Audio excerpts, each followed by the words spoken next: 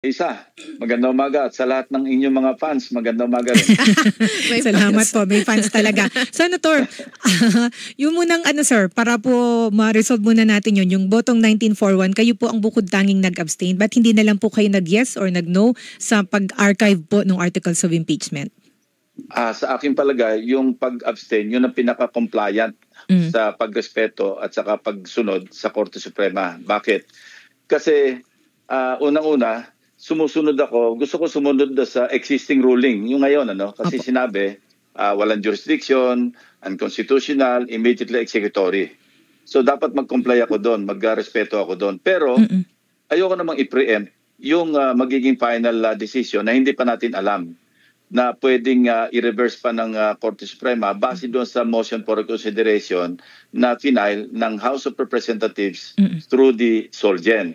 So ayoko i-preempt yun. So paggalang pa rin sa Korte Suprema. So akin pananaw, yun ang pinaka-compliant, yung pinaka-respectful sa Korte Suprema. Kasi ayoko sila i-preempt, pero ayoko rin silang i-disobey dahil merong existing ruling sa ngayon na dapat sundin. Pero si sir kasi, pero isa po kayo, Senator, di ba, sa bumoto na para i-table, wag na lang muna sana ninyong aksyonan dahil nga may motion for reconsideration pa. Yes, walang conflict. Kasi sa akin, ang pinakamagandang action sana ng Senado, walang action. Kasi yun ang compliant din. Kasi pag hindi kami nag-act, hindi kami sumusuway doon sa utos ng Korte Suprema na immediately executory, walang jurisdiction, unconstitutional, etc. Kasi kung wala kaming gagawin, nagko-comply kami. Pero yung pag-archive, partially compliant lang yun o partially respectful sa Korte Suprema. Bakit? Kasi pag in-archive mo, parang pine-preempt mo yung magiging penal na ruling ng Korte Suprema. Dahil hindi pa naman penal talaga eh. Sabi ko nga sa aking explanation ng boto, kung walang MR, ako boboto ko in favor of of archiving or even altogether, kalimutan na natin yan. Kaya lang, wala nga sa aming rules yung motion to dismiss. Kaya hindi ako pwedeng bumoto doon sa motion na yon. Mabuti, na-amend na rin yon from dismissal, naging pag-archive lamang. Kasi sir, kung magkaiba yung pag-dinismiss, ano yung difference ba sir kung dinismiss at in-archive? Pag dinismiss, delikado yon kasi maski mag-reverse ang Korte Suprema, pwedeng invoke ng Senado na hindi na tayo pwedeng mag-convene as an impeachment court o mag-reconvene dahil moot and academic. Dismiss natin eh. At pwede ring maging argument yon ng mga abogado ni VP Sara sa Korte Suprema pag pinag-comment sila. Sabihin nila, wala na tayong pag-uusapan dito kasi mooted na eh. Dinismiss na ng Senado. Kaya mahina na yung argumento ng House of Representatives kasi dismiss na. Ngayon, kung archive, hindi dismissal yung pag-archive. Although, ang interpretation nga ng nakakaalam sa mga legislative procedure, parang dead na rin. Ang difference noon, pwedeng i-revive by way of a new motion. Halimbawa, na-reverse na ng Korte Suprema yung kanilang decision at pumabor na sila na okay, pwede na mag-proceed yung Senado. Ang problema sa pag-archive, kailangan merong tatayo sa plenaryo para mag-move another motion na i-pull out from the archives at pagtalakayin nila. Pag may nag-move at may nag-object, magdidebate na naman kami. Kung nasunod yung kay Tito Sen na i-table lang, parang walang naging motion, nakaset aside lang yon. Although magbobotohan pa rin, pero mahirapan sila na hindi i-table. Kasi nandun hindi patay eh. Pero yung naka-archive, pwedeng sabihin ng mayorya, at ito, base na rin doon sa 1941 na botohan, malamang sa hindi, kokontrahin yung pag-pull out o i-pull back, i-agenda ulit kasi nga naka-archive.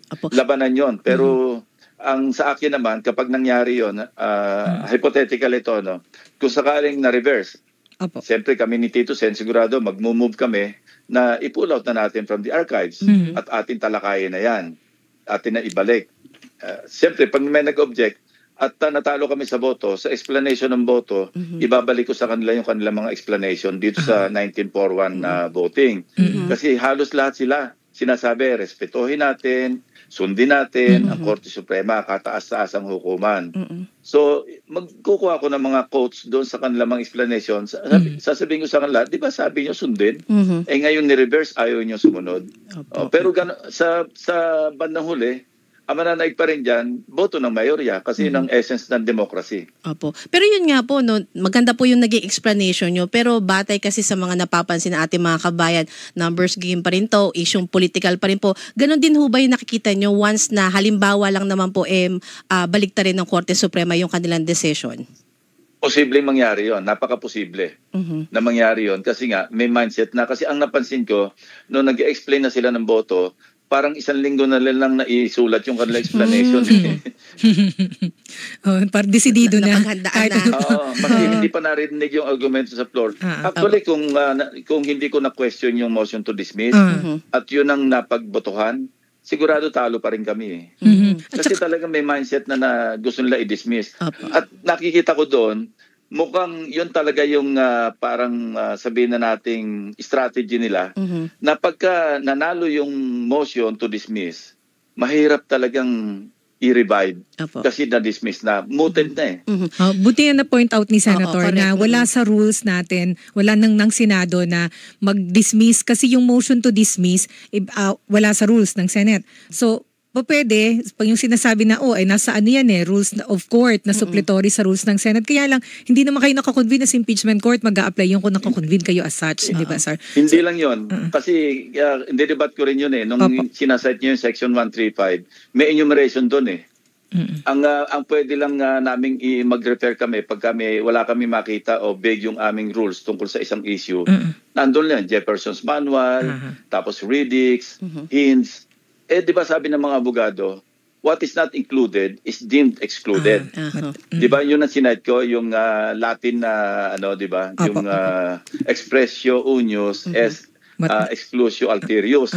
Parang hindi ito nakasama sa enumeration, bakit mo isasama?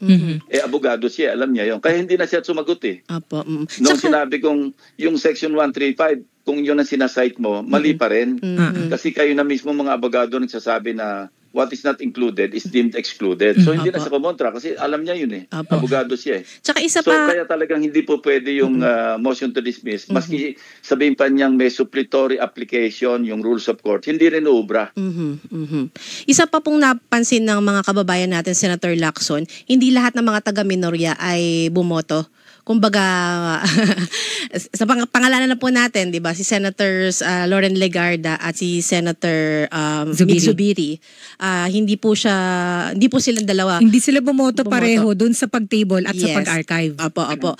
First question po tungkol doon sa issue na yon, hindi po ba nag-usap muna yung House minority, or yung Senate minority before po nung nangyaring botohan? Or parang hinayaan na lang po ni Senate Minority Leader Tito Soto na, sige ko, ano yung gusto nyo? At sa palagay nyo yung nararapat o di yun natin. Sila, bumoto sila to archive and hindi sila bumoto ng pabor sa pag-table. Naman, sir, di ba? Kami, antimano, meron kaming usapan na gagalangin namin. Hindi naman kailangan maging unanimous kami sa minorya. Kasi, kanya-kanya kami pananaw sa mga issues. KKB, kanya-kanyang boto. Ang issue ko lamang, okay na yung bumoto silang yes o in favor do sa pag-archive. Pero sana man lang, kasi hindi naman makaka-epekto ang boto nila sa pag-archive. Doon kung sila naman ay sumama kay Senate Minority Leader Tito Soto, doon sa pag-table. Kasi wala namang conflict yun Pero ang nadamay pati, yung pag-table, hindi sila bumoto pabor doon. Kasi yun, napaka-logical, napaka-practical. At saka, kasi pag motion to table, hindi mo naman sinasabing wag baliwalain na yung motion na pinapa-table. Parang set aside. Hindi mo kinokontra yun Parang wag na muna. Sa akin nga, simple lang yung pananaw ko na ang best respect, ang most respectful at saka yung best compliant do sa order ng Court Suprema, wala kaming gagawin. Kasi pag hindi kami gumalaw, nagko-comply kami do sa immediately executory. Pero hindi rin namin pinipreempt nga yung pwede maging ruling ng Korte Suprema. So merong interesting kayo na binanggit kanina. Sabi niyo po, magbobotohan pa, magdedebate pa kung halimbawa i-reverse ng Supreme Court yung decision nito. So magbobotohan pa pag halimbawa meron nag-motion to iahon sa archive. Sir, revive? Opo, sir, sabi niyo nga po, lahat ng mga bumoto to archive ay sinusunod ng Constitution. Paano, sir, yung situation na kung halimbawa i-reverse ng Supreme Court yung decision, matalo sa botohan ng Senate yung pong pag-aahon mula sa archive, what happens, sir? Naka-archive yun. Pero hindi patay yun, pero hindi talaga siya, hindi na, pwede pa siya mag-Lazarus anytime. So ibig sabihin, kasi archive di ano yun, sir? Dismiss. Pero kung archive, at anytime, kung halimbawa mabago yung liderato ng Senado at nagbago yung hihip ng hangin o kaya nagbago isip ng mayorya at naisipang i-pull out, anytime yun pwedeng i-pull out. Unless yung magiging ruling tong Korte Suprema will go one step further na sabihin nila na parang mandatory na kailangan mag-reconvene yung Senado at mag-trial. Iba yun. Pero ibig sabihin, sir, ano yun? Hindi ba, halimbawa, ni-reverse ng Supreme Court? Of course, tayo sa dealing with possibilities and impossibilities. Halimbawa, sir, na binaligtad ng Supreme Court. Sabihin na, nagkamali nga kami, tanggapin na merong tinanggap yung motion for reconsideration. Automatic po ba dapat ahunin mula sa archive, mag-impeachment trial o magbobotohan pa rin ang mga senador kung mag-impeachment trial o hindi? Kasi pag hindi po kayo sumunod sa Supreme Court, pag suwayin sa Supreme Court, hindi ba mauuwi sa constitutional crisis yun? Mababaligtad ang sitwasyon? Hindi. Depende sa language ng ruling. Pag ang language ng ruling, parang ang dating sa amin, judicial notice lang. Para bang iniimpormahan kami na nagkamali kami, pwede na kayo mag-proceed, mag-trial. Parang ang dating sa amin, kasi co-equal judicial notice. Pero kung parang masyadong madiin yung language ng ruling at sinasabing kailangan mag-proceed na kayo at mag-try na kayo, ibang usapan yon. Pag hindi kami sumunod doon, unang-una, sila mismo yung parang kumukontra sa kanilang mga explanation ng boss na kailangang respetuhin ng Korte Suprema. Kaya depende sa language ng ruling. Yung ngayon nga, yung ruling nila na although madiin yung nagsabi sila ng mga guidelines, parang effectively, parang may mga sasabi ng mga retired justices mismo na parang inamendahan nila yung provision ng Constitution, particular do sa Article 11, Section 3, Paragraph 4. Kasi yun ang isang, the other mode of transmitting the articles of impeachment to the Senate. Yun yung hindi nangangailangan ng due process. Kasi nga, ang sinasabi doon, basta yung at least 1/3 ng members ng House of Representatives nag-file ng impeachment at nag-constitute ng articles of impeachment, diretso na sa Senado. At may mga president yun. Kay President Estrada, di ba? After nung opening prayer, diretso na sa Senado. Nangyayari yun. Kasi yun naman ang nasa Constitution. Hindi sinusunod ng due process. Pero sa ruling ng Korte Suprema, dinagdagan ng parang pati yun, requirements. sinasabi na kailangan mabasa ng lahat ng membro, maski hindi yung pumirma do sa hindi sila part ng impeachment o ng articles of impeachment, kailangan mabasa nila, kailangan naintindihan nila. Parang inamend na yung paragraph 4 ng section 3 ng article 11. Yun ang implication doon. So yun ang observation ng mga abogado na mga nakausap namin. So yun, ang dating doon sa pwedeng interpret ninyo yung ruling sa ngayon, yung existing.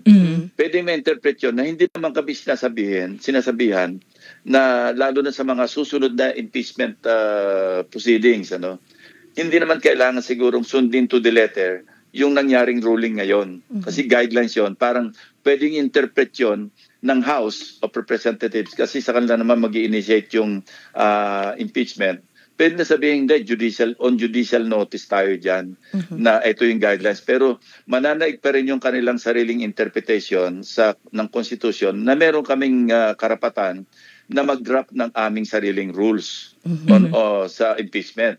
Pwedeng sabihin ng House yun sa mga susunod na mga impeachment complaints na idulog sa kanila.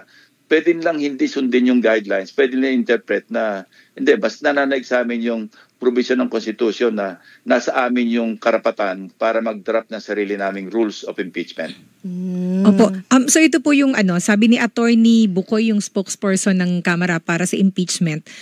Kung halimbawa daw po i-reverse ng Supreme Court yung ruling nito, tapos naging pahirapan o hindi sundin ng Senado yung paglabas nito sa archive ng Senado, malamang daw po constitutional crisis, pero ang mag-uumpisa nito sa Senate, hindi po sa House. Sabi ko nga, depende sa language ng ruling na lalabas. Kung madiin yung language ng ruling na kailangan mag-reconvene, mag-trial, at hindi sumunod ang Senado, medyo may pagkapunta nga sa constitutional crisis. Pero kung ang language ng Korte Suprema, iniiba lang nila at parang, yun nga, sinasabi ko kanina, pwedeng interpret ng mga kasama namin, hindi, judicial notice lang yan. Pwede nating hindi sundin yan. And then, sir, depende nga sa lingwahe ng ruling. And then sir, dun po sa pag-archive itong articles of impeachment, lahat po tayo naghihintay ng magiging ruling ng Supreme Court sa motion for reconsideration. Ang nakabitin po sir ay yung sagot dun sa mga aligasyon, hindi ho ba, laban po sa Vice President. Ang pinakang matindi o siguro yung pinakang hinahanapan ng sagot yung paggamit niya ng confidential funds nung DepEd Secretary siya at yung sa Office of the Vice President.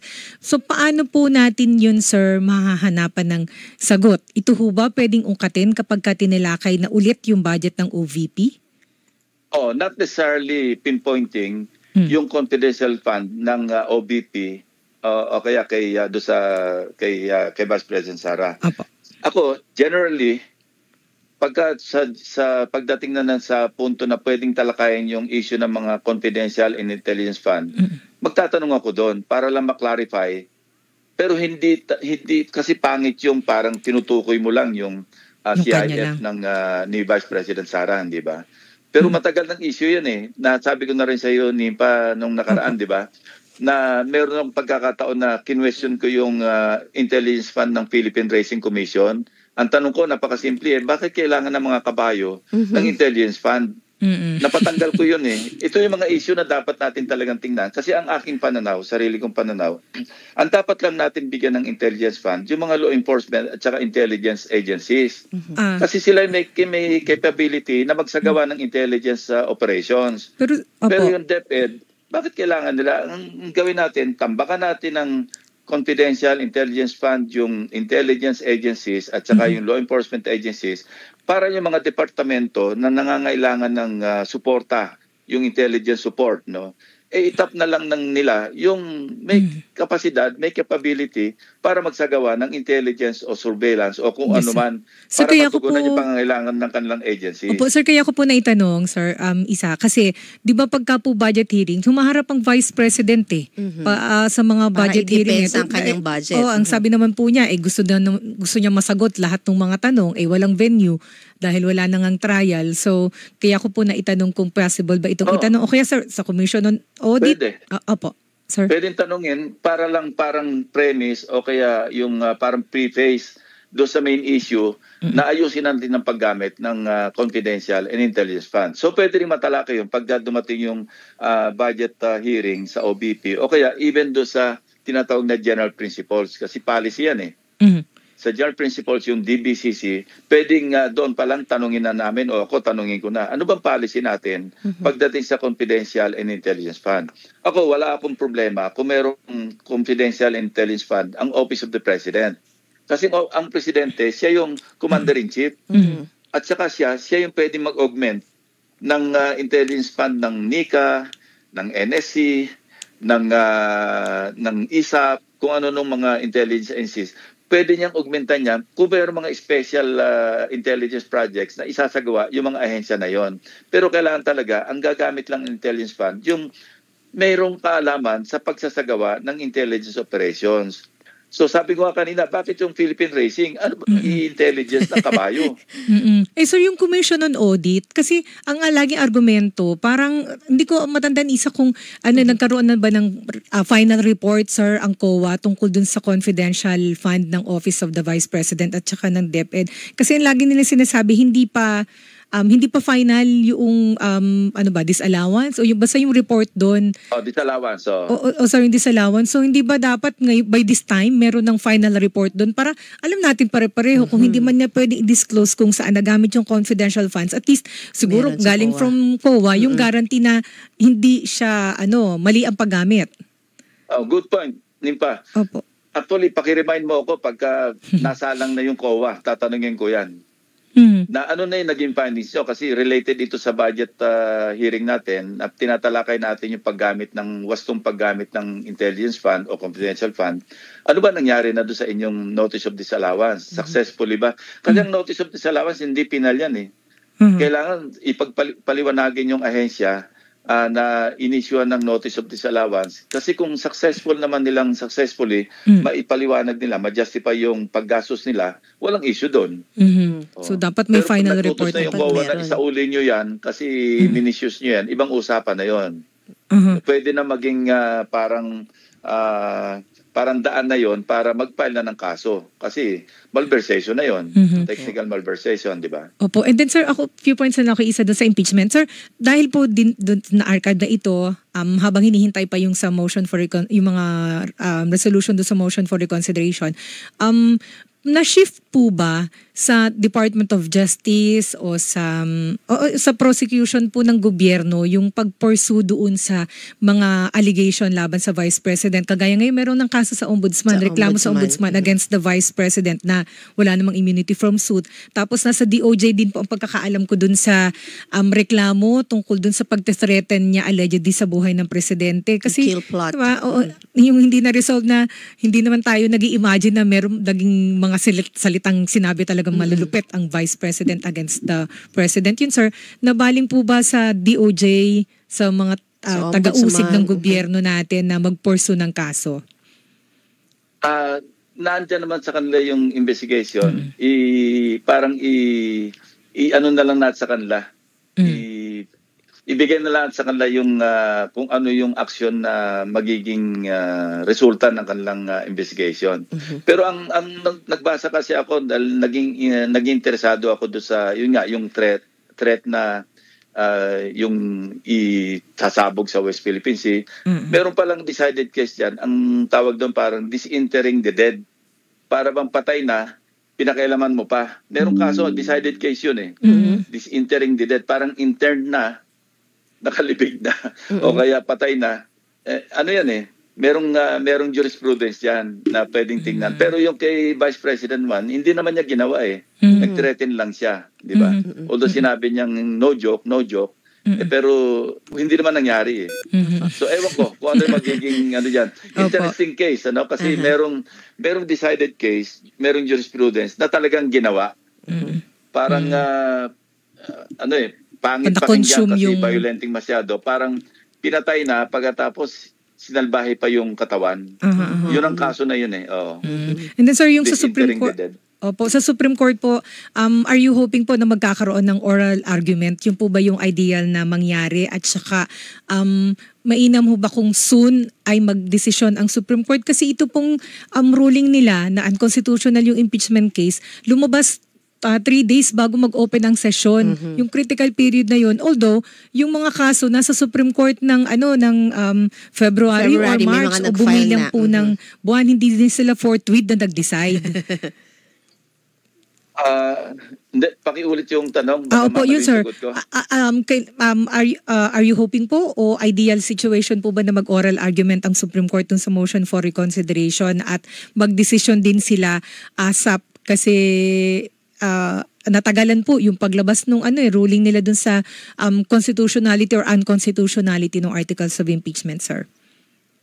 Mahirap pangunahan kasi call nila yung kung tatawag sila ng oral arguments. Pero the mere fact, kasi usually, base din sa pakipag-usap ko dun sa mga ibang retired justices, sabi nila, usually pagka unanimous at saka matibay yung kanilang paninindigan, pagka mayroong nag-MR, nag-motion for reconsideration, normally, parang minute resolution tawag nila doon. One sentence. The motion for reconsideration is hereby denied for lack of merit. Period. Wala nang usapan. Pero this time, hindi naman ito common na pinag-comment pa nila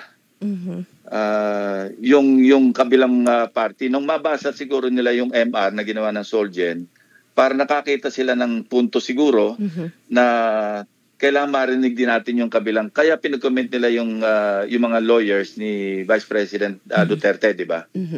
Normally, hindi na. Pagka merong MR na gano'n at walang kakwenta-kwenta yung MR, minute resolution lang. Wala na tayong pag-usapan dito. Pero ito, pinag-comment pa nila within 10 days, di ba? So, ibig sabihin, open sa pagtutuwid pa ang sinasabing gods of Padre Faura. Open pa na i-revisit o i-review yung kanilang naging decision. Ayun.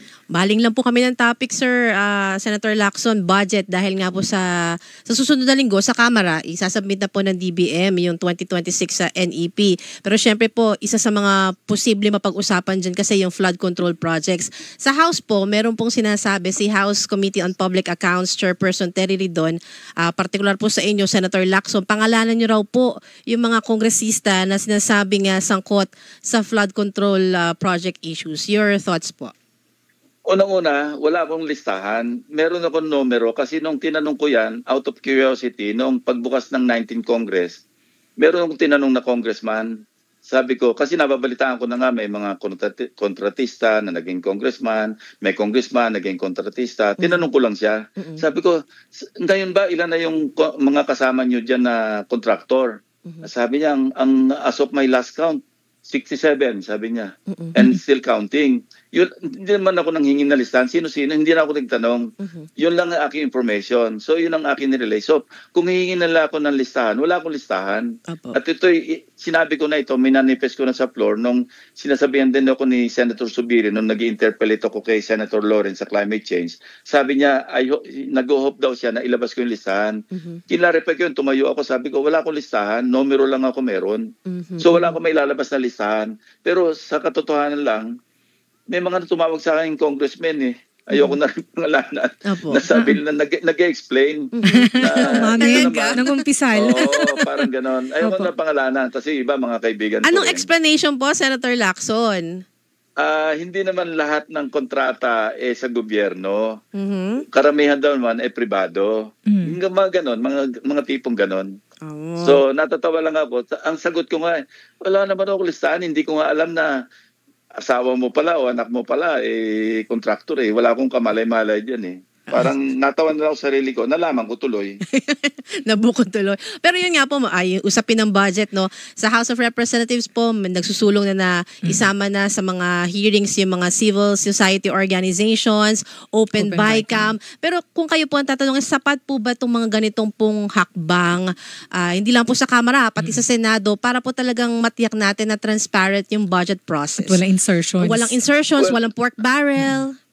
At the very least, mamimitigate, mababawasan. Kasi why?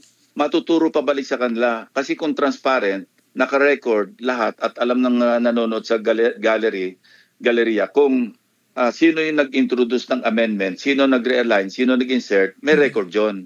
Unlike nangyayari ngayon, even do sa approval lang na second reading, sa period of amendments, individual amendments, hindi na natin nakikita kung sino nag-amend.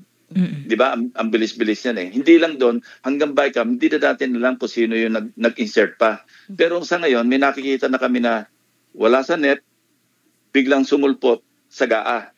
So masusundan naman yun Kung wala sa National Expenditure Program, lolobo pagdating sa GAA, matatrack mo na yon kung saan bumukol na, kung sa GAB o yung tinatawag na House version or sa Senate version ba. Merong may record yan Pero hindi natin masusundan ang magiging basihan lang natin, anong distrito. Pero even that, hindi natin makukonclude na yung district representative ang nag-insert. Kasi minsan, meron tinatawag na parking. Pinapark ng ibang congressman o na senador, kasi wala naman distrito ang senador. Pinapark nila sa district, pero hindi alam ng district representative. So ang tawag doon, ngayon, may mga usapin ngayon na alam nyo ba yung passing through? Ano po ito? Yun, sir? Ang passing through, halimbawa, ang hari do sa distrito, yung congressman na at the same time contractor o may kamag-anak na contractor. Kapag merong contractor na papasok doon, magbabayad ng 5% passing through. Parang toll. So yun, bawas na kagad yun sa sa cost ng proyekto. Kasi ang tawag nila, ano to? Alam na alam sa public works ito, sa DPWH. Alam din ng ilang congressman ito na kapag contractor yung congressman at papasok ka sa teritoryo nila, meron kang parking fee o passing through fee na 5%. Minsan nagiging 6% pa raw. So kung i-compute natin lahat-lahat, ito base na rin sa mga information na nag-gather namin from contractors, kasi binabalitin namin from other contractors na nagdi-deal sa DPWH. Ang computation, pag dinidak mo lahat yung mga fees, mga komisyon, at kung ano-ano pa, parang kawawa talaga yung proyekto. Kaya doon, saan kukunin ngayon ng contractor yon kung hindi sa magsa-substandard siya o kaya iso-shortcut niya, iso-short-change niya yung gobyerno. Isang halimbawa, yung sectioning na tinatawag, Halimbawa, 150 meters yung proyekto. Sabihin na natin dike, o kaya yung flood control mitigation project sa flood management program ng DPWH. Sa halip na gawin yung 150 meters, 50 meters lang ginagawa. Minsan naman, yung binabaon, ang tawag doon sheet piles. Sheet as in S-H-E-E-T, hindi yung isang sheet. Pag binaon, halimbawa dapat ang binabaon doon 6 meters, binabaon lang 3 meters, babawasan nga yung size ng gigiba ngayon yung dike. Kasi kulang yung baon. Kasi nga tinitipid yung materials, hindi naman nakikita yun, nakabaon yun sinisimentuhan yun Another modus operandi, sa halip na lagyan ng graba, yung bago simentuhan, minsan buhangin lang. Kaya pagka bumagyo at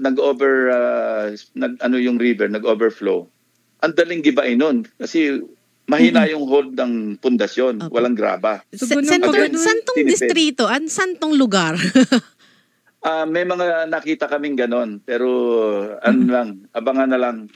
Kasi binabalidit pa namin lahat pati yung mga ghost project na nakita namin. Talagang binabalidit namin ng gusto para sigurado. Kung binabanggit nyo po yung sa pass-through, tapos bukod pa doon sa sinasabi ni Baguio City Mayor Benjamin Magalong na mga kickback, parang ang laki naman. So, ilang percent na lang ang matitira, sir? So, sa mismong project, ilang percent na lang ang matitira dun sa pera? Halimbawang sa 1,000 pesos, kung ang daming komisyon, sir, kasi... Pati profit pa. Minsan nga nagbabawas na ng profit yung contractor Sa halip na 15% na magiging profit, nagbabawas na sila ng 10% kasi kung hindi, masasagad na sila So ilang percent na lang po nung pondo ang matitira sa actual project na... Wala pang 40%. Wala pang 40%. Kasama na yung taxes, yung VAT, passing through, commission. Kasi nangyayari, lahat ng agencies, lahat ng dadaanan ng papeles. Nagagrasahan So yun yung isa sa mga reason kung bakit din substandards yung mga proyekto, hindi agad napapakinabangan ng mga kababayan natin. Double, triple whammy sa tao nakawan ka na, mapeperwisyo ka pa kapag bumigay yung dike, bumaha, namamatayan pa tayo ng mga kababayan natin. Yun, leptospirosis ka pa. Opo. Kaya tama yung kay Pangulong Bongbong mahiya naman kayo. Yung mga kabahayan na mga naanod, yung mga kababayan natin na namatay, na mga naperwisyo, mahiya naman kayo. And I hope, with that call, with that message from the President himself, at lalo pa nga, na pinagsumitin niya yung DPWH na mga listahan. Yes, hindi ko lang sigurado kung yung listahan, listahan lang ng mga proyekto o kasama na doon yung mga proyekto na may anomalya. Sana, may kasamang mga may anomalya. Kasi ako, meron din ako mga, hindi naman lahatan, kasi limitado lang naman yung aming kapasidad para magsagawa ng investigation. I'm curious kung yung listahan ng DPWH magtatama do sa aming na tuklasan. Kasi kung meron akong na-discover na wala sa listahan ng DPWH, ilalabas ko naman yun And I hope na yun nga, sana alam mo yung message napakalakas pero ang mas importante yung follow through, yung action taken, Talaga bang yung mga kontratistang congressmen, ito ba'y mapapailan ng kaso, mapaparusahan? Kasi nagising na tayo ng panahon ni Napoles, di ba? Para nasyak tayo lahat tapos for a while, parang medyo maganda yung takbo. Until doon lumabig yung issue, eto na naman, mas lumala pa. Kasi nung araw, 200 million lang ang senador 70 million ng congressman. Ngayon, umaabot na ng billion ng insertion Ay nako, nakakangit-ngit. Anyway, sir, sa uulitin po, sir, maraming salamat po Thank sa you inyong so mga much paliwanag po. at aabangan namin yung siguro privilege speech, yung mga Yes. expose ninyo tungkol dyan sa pag-abuso sa budget. Sir, thank you. Ingat po. Yeah, sorry uli, sinira ko yung linggo nyo. Hindi Ikaw Salamat, pa ba? sir. Salamat po. Thank you so much Thank po. you. Yan mga kapuso, si Senator Ping Lacson.